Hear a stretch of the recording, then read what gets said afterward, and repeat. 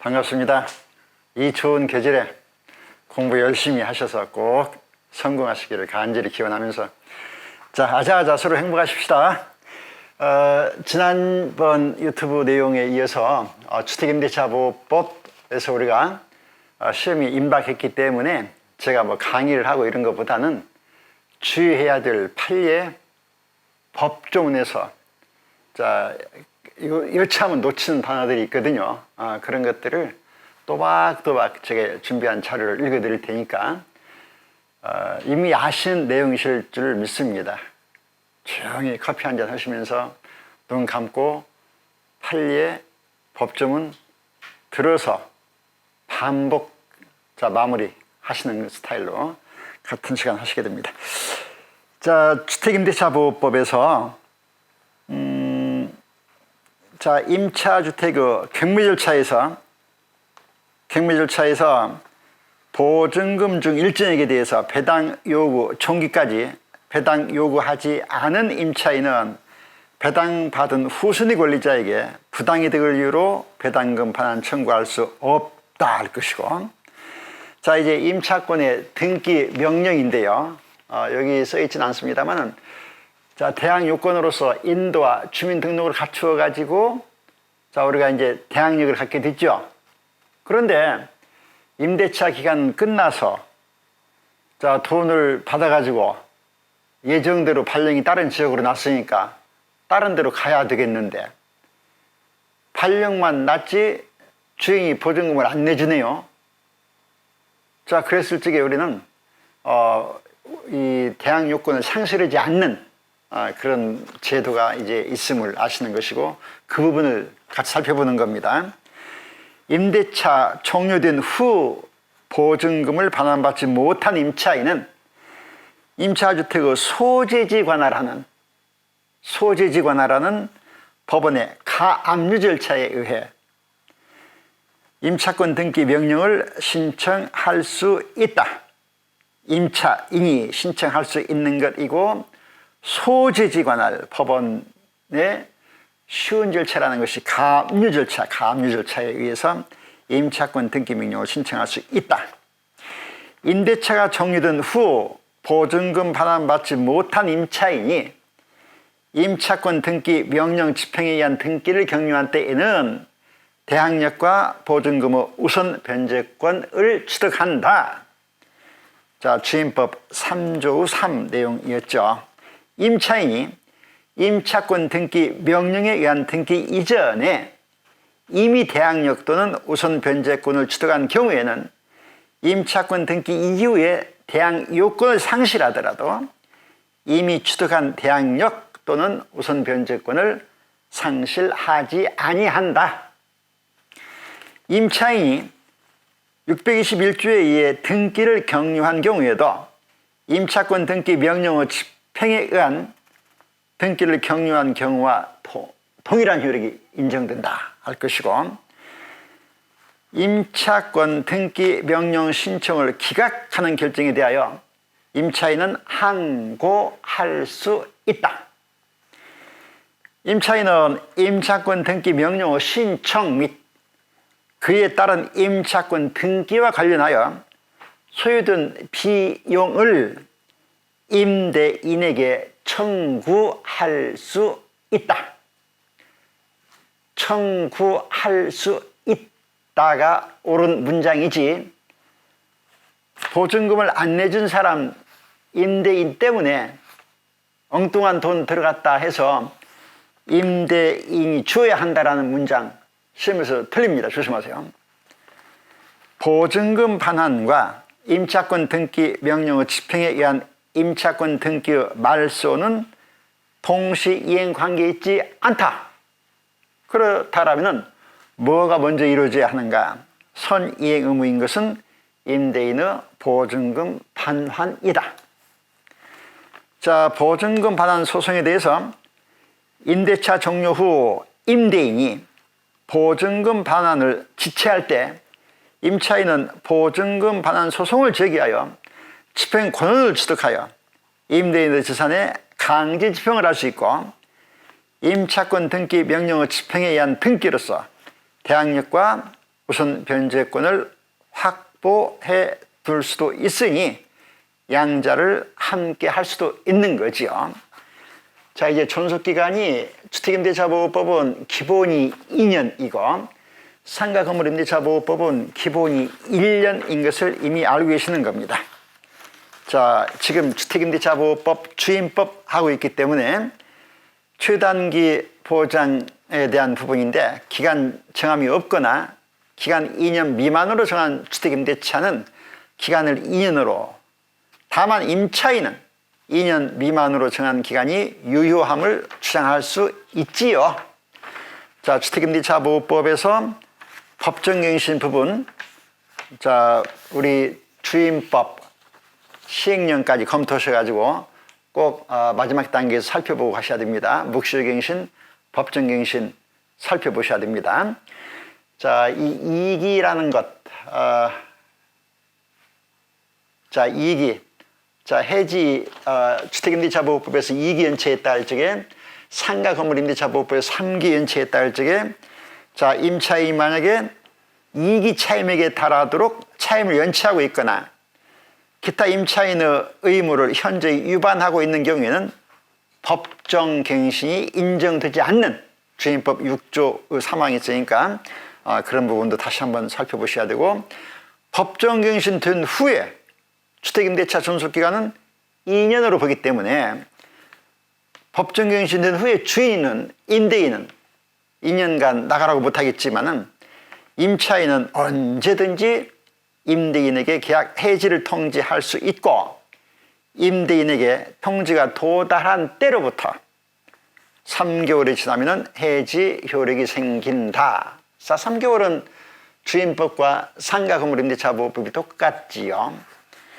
자, 임차인의 사망 부분인데, 자, 임차인이 돌아가셨고 임차권을 승계받는데, 자, 이제 그리운 분이 돌아가셨다.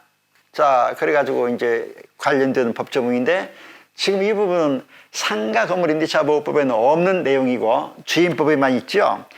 임차인이 상속인 없이 사망한 경우에 그 주택에서 가정 공동생활을 하던 사실상 혼인관계에 있는 자가 임차인의 권리와 의무를 승계한다.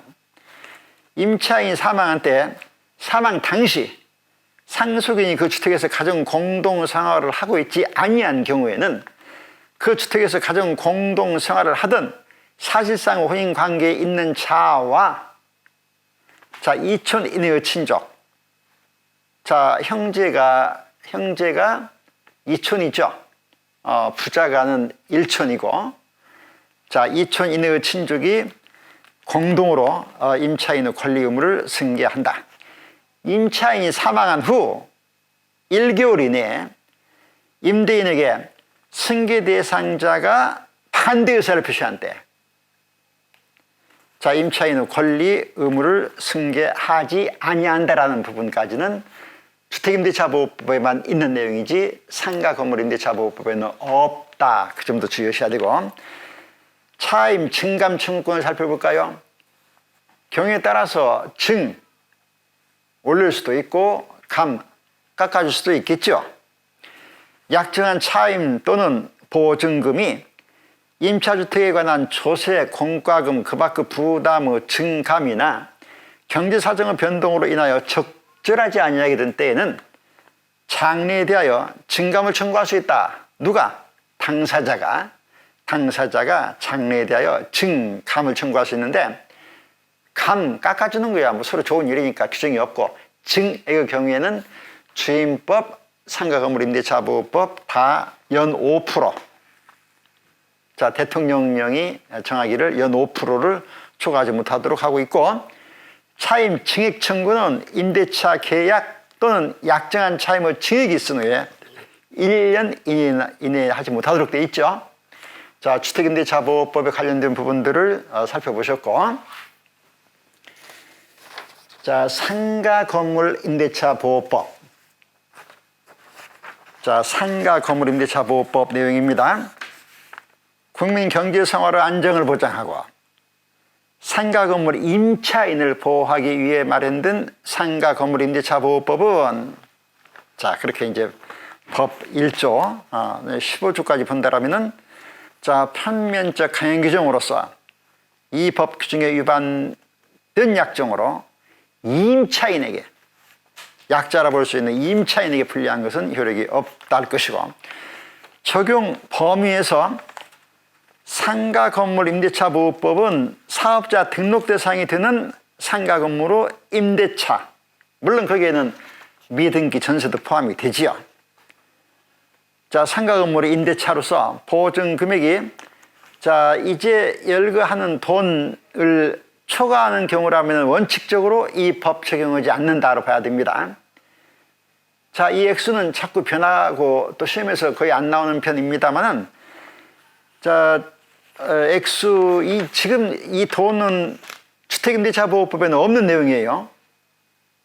자, 주택임대차보호법에서 보호받는다라는 것은 인도와 주민등록 갖춤으로써 다음 날부터 삼자에게 대항할 수 있다, 그렇게만 나오지, 얼마를 넘는 돈을 보증금 주고 들어온 사람은 부자니까 보호하지 않는다, 이런 거 없습니다. 자, 지금 열거하는 돈은 상가 건물 임대차 보호법에만 있는 것인데, 자, 서울에서 뭐 9억, 자, 전주 같은데 뭐 3억 7천만 원, 이런 돈보다 더 높은 이런 돈 초과하는 경우라면 이 법으로 보호하지 않는다가 원칙. 100%는 아닙니다만 이 금액을 초과한다 할 적에도 적용하는 것들이 몇 가지 있죠. 자, 그렇지만 원칙은 이 법을 초과하지 않는 경우에만 이 법을 적용한다. 그 부분, 자, 서울에 뭐 9억, 전주에 3억 7천만 원, 이거는 주택임대차보호법에 없는 내용이다라는 거 주의하셔야 됩니다. 자, 그런데 금방 액수 서울에 뭐 9억이다라거나 전주에서 5천만 원, 미안해요. 전주에서 3억 7천만 원 이런 돈을 초과한다 할 적에도 대항력 부분이나 계약갱신 요구권이나 뭐 권리금 문제, 피정계약서 등 이런 것들은 부분적으로 적용하고 있으니까, 자, 상가 건물 임대차 보호법 2조 3항도 최근 법 내용을 꼭 검색하셔가지고 살펴보셔야 됩니다. 중요한 부분을 보셔야 돼요. 자, 그럴 적에 이제 금액 산정할 적에 보증금 외에 월세 차임이 있다라면은 차임 월세 뭐 300만 원이면은 곱하기 100 해가지고 자 3억으로 하겠죠. 환산한 금액을 보증금에 합산하도록 하고 있습니다.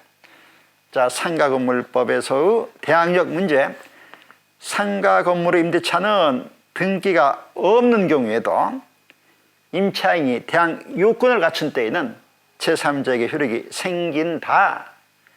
인도와 사업자 등록을 신청하면, 사업자 등록 신청 정확히 잡으셔야 됩니다.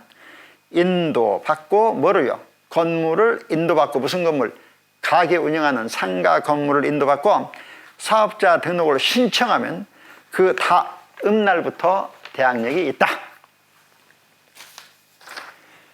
사업자 등록 신청서에 첨부한 임대차 계약서상의 임대차 목적물 소재지가 상가 건물에 대한 등기부상의 표시와 불일치하는 경우에는 특별한 사정이 없는 한 사업자 등록은 제3자에 대한 관계에서 유효한 임대차 공시 방법이 될 수 없답니다. 상가 건물을 임차하고 사업자 등록을 마친 사업자가 임차 건물로 전대차로 당일 사업을 개시하지 않는 경우에 그 사업자 등록은 상가 건물 임대차 보호법이 상가 임대차 공시 방법으로 요구하는 적법한 사업자 등록이라 볼 수 없고, 이 경우 임차인이 대항력 우선 변제권을 유지하기 위해서는 건물을 직접 점유하면서 사업을 운영하는 전차인이 그 명의로 사업자 등록을 하여야 한다 할 것입니다. 자, 확정일자 갖춘 임차인의 보증금 우선 변제, 확정일자니까 선후를 가려서 후순위 권리자보다 먼저 돈 받겠다. 대항력권을 갖추고 관할 세무서장으로부터 임대차 계약서상의 확정일자를 받은 임차인은 경매, 공매에서 임차 건물 환가대금, 물론 임차 건물을 말할 적에 임대인 소유 대지를 포함해서 말해야 되겠죠. 임차 건물 환가대금에서 후손이 권리자나 그 밖의 채권자보다 우선하여 보증금을 변제받을 권리가 있다. 따라서 최우선 변제라는 말이 이제 뒤에 나오겠는데, 최우선 변제는 어떤 누구보다도 먼저 받는 거니까 확정일자 관계없음. 자, 지금 확정일자를 갖춘 임차인의 보증금 우선 변제 부분을 살펴보고 있습니다. 임차인은 건물에 대한 경매 신청 등기 전에 대항 요건 갖춰야 한다 그랬고, 자, 이제 지금 진도 들어가는 자리는 지금은 최우선 변제를 거론하려 하는 겁니다. 자, 보증금 중에서 일정액 우선 변제 부분인데, 임차인은 건물에 대한 경매 신청 등기 전에 대항 요건을 갖추면 보증금 중 일정액을 다른 담보물권자보다 우선하여 변제받을 권리가 있다.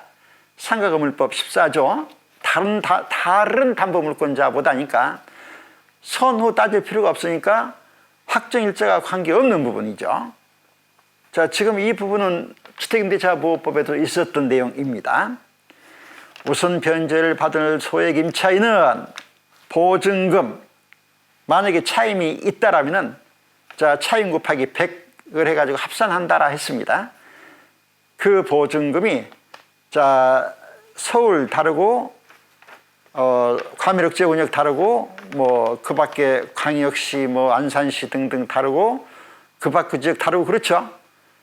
그래서 서울에서 2,500만 원 보다 낮은 보증금 주고 들어간 사람에게, 자, 서울에서 2,200만 원을 어떤 누구보다도 최우선 변제해준다. 자, 그렇게 나가는데 수치는 거의 출제 안 하니까 올라오지 않아도 되고요. 자, 이 부분이 확정일자 관계 없는 부분이고, 이 부분이 이런 의미의 부분이 최우선 변제라는 것이 주택임대차보호법에도 있었다라는 거. 그리고 주택임대차보호법에서 2분의 1 범위 내에서만 최우선 변제를 받아간다 했는데, 상가 건물임대차보호법도 마찬가지다라는 거. 자, 건물가의 그 2분의 1, 주택가의 그 2분의 1 마찬가지다라는 거.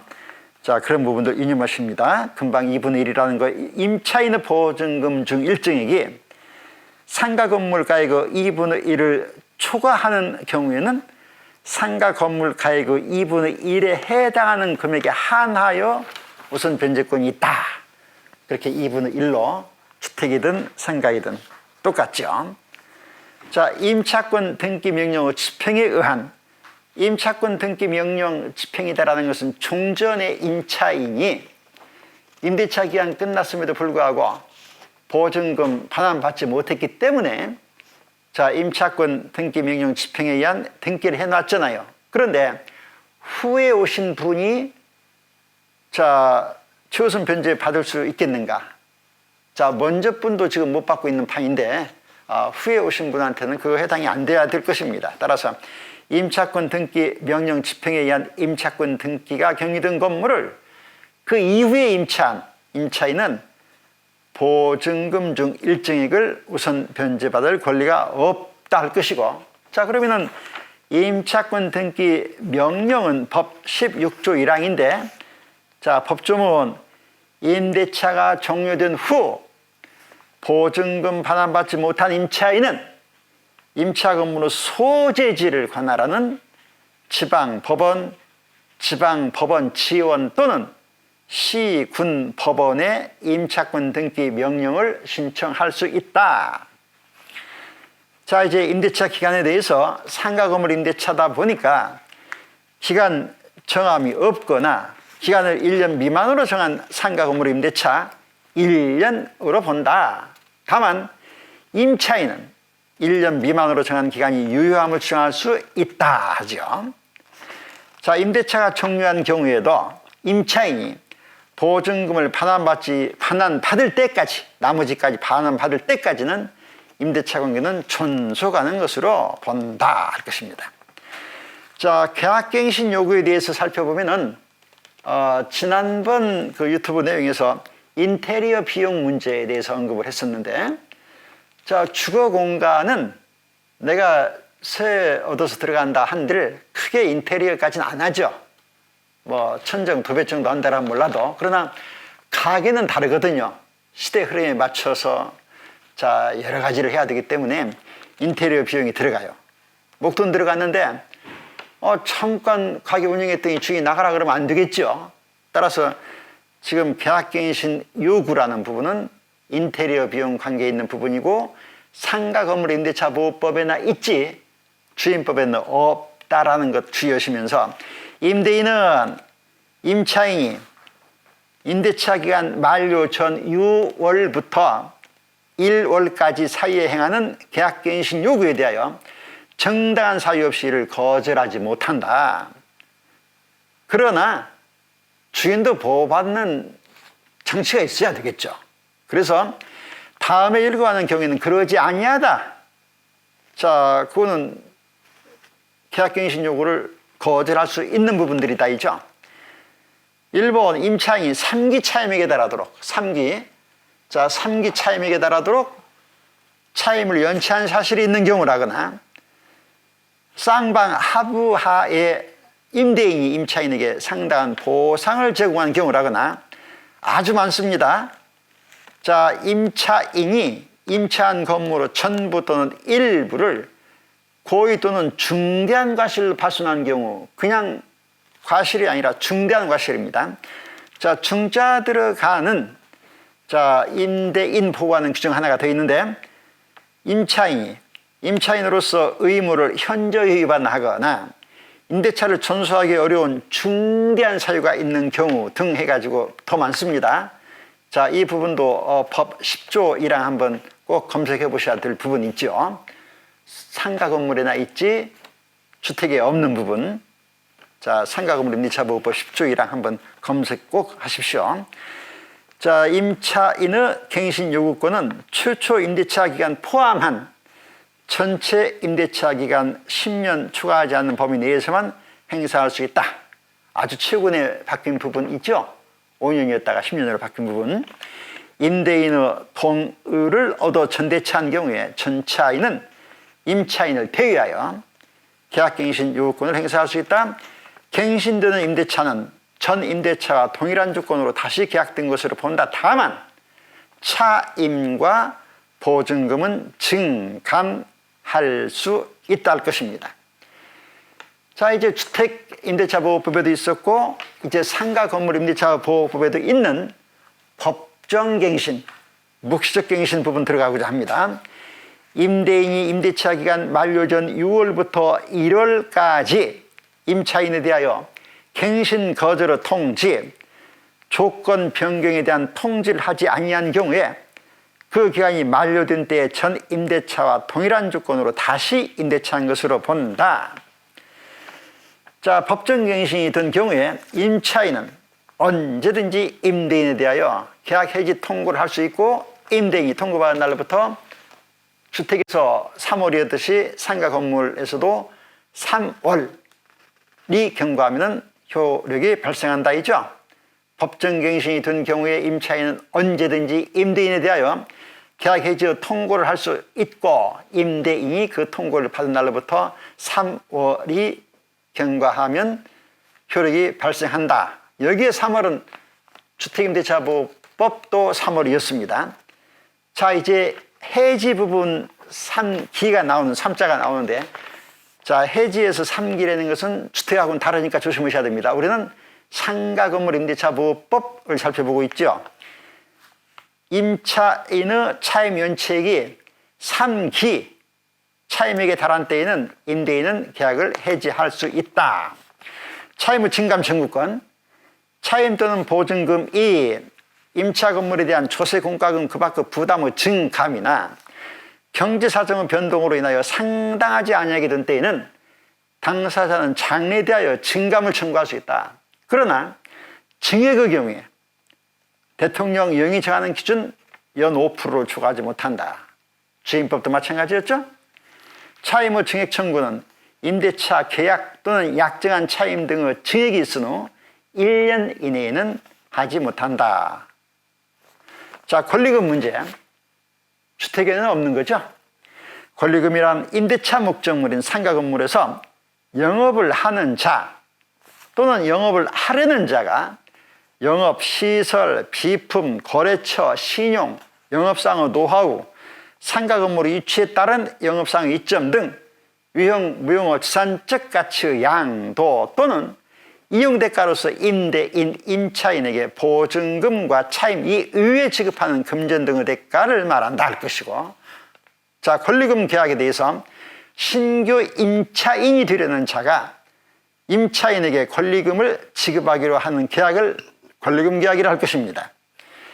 임대인은 임대차 기간 끝나기 3개월 전부터 임대차 종료 때까지 권리금 계약에 따라서 임차인이 추천한 신규 임차인 되려는 자로부터 권리금을 지급받는 것을 방해하여서는 아니 된다. 임대인이 임차인이 권리금을 지급받는 것을 방해하여 손해를 발생하게 한 때에는 임차인에게 그 손해를 배상할 책임이 있다. 이때 그 손해배상액은 신규 임차인이 임차인에게 지급하기로 한 권리금과 임대차 종료 당시의 권리금 둘 중에서 낮은 금액을 넘지 못한다. 임대인에게 손해배상을 청구할 권리는 임대차가 종료한 날로부터 3년 이내에 행사하지 아니하면 시효 완성으로 소멸한다 할 것입니다. 이렇게 상가건물 임대차 보호법 살펴보셨고요. 지난번하고 이번 강의는 1차 과목에서 민사특별법으로 출제되었는데 이미 공부를 많이 하셨기 때문에 혹시라도 자 함정 조심하십사 하고 판례 내지는 법조문을 도박도박 읽는다고 읽어드렸습니다. 자, 저희 그 유튜브 강의 특징은 1차 과목이 시간 관리를 잘해야 된다는 그 특색 때문에 매주 3회분 모의고사를 실제 스스로 풀어보시고 제가 해설집을 보내드리고 그 핵심 문제 몇 개를 이렇게 유튜브로 해설해드리고 그러는 편이기 때문에 다음 강좌에서는 또 문제를 또 다루기로 하고 오늘 고맙습니다. 건강하세요.